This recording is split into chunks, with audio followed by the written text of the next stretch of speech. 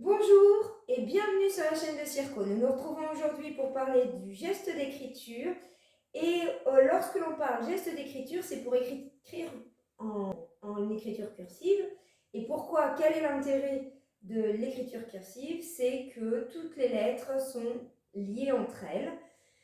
Et c'est pour ça qu'il va falloir éviter, elles sont liées pour éviter d'avoir à lever la main. Donc, lorsque l'on va travailler sur le geste d'écriture, il va d'abord falloir penser au modèle à utiliser.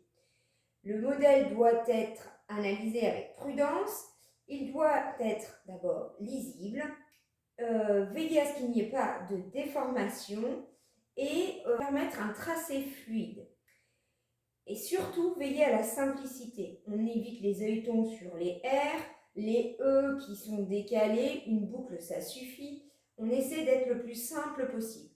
Et un point très important, on s'harmonise avec son collègue de cycle 1 ou son collègue de cycle 2 pour que le modèle reste constant sur toute la durée de l'apprentissage du geste d'écriture. Les interruptions fréquentes dans le geste sont un obstacle à l'acquisition d'une écriture fluide, mais aussi d'une rapidité d'exécution du geste, et c'est aussi un obstacle à la perception du mot comme une unité graphique et une unité sémantique. C'est pourquoi le tracé de l'écriture ne doit jamais être interrompu, sauf quand c'est une nécessité absolue. Cette nécessité n'apparaît que lorsque l'on doit exécuter des lettres rondes.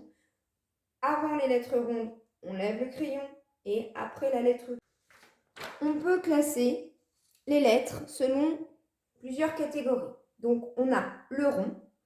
En changeant le lieu d'attaque, on obtient le rond qui permet d'écrire la lettre C et combiné aux autres formes connues, on va faire le C, le O, le A et le D.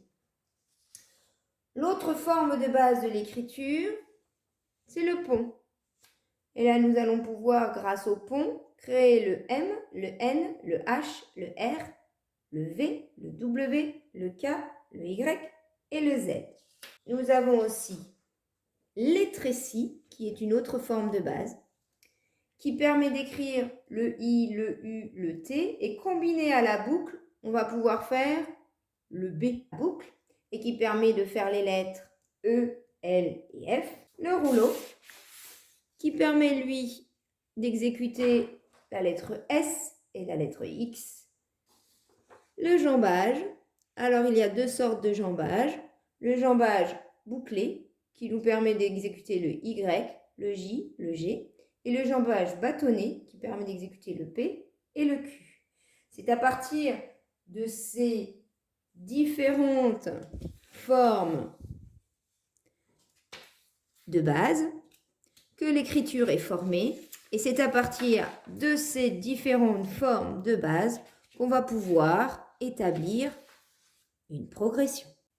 Voilà, j'espère que ce petit condensé de gestes d'écriture vous aura plu et que ça vous aura apporté des informations. N'oubliez pas cependant que le geste d'écriture, avant qu'il soit geste d'écriture, peut être un geste graphique. On peut dessiner et à chaque fois, on doit faire attention à la tenue du crayon et du support. On n'est pas tout à fait dans la même exigence, mais toutefois, on fait toujours attention à la tenue du crayon, à la position adoptée et au support utilisé.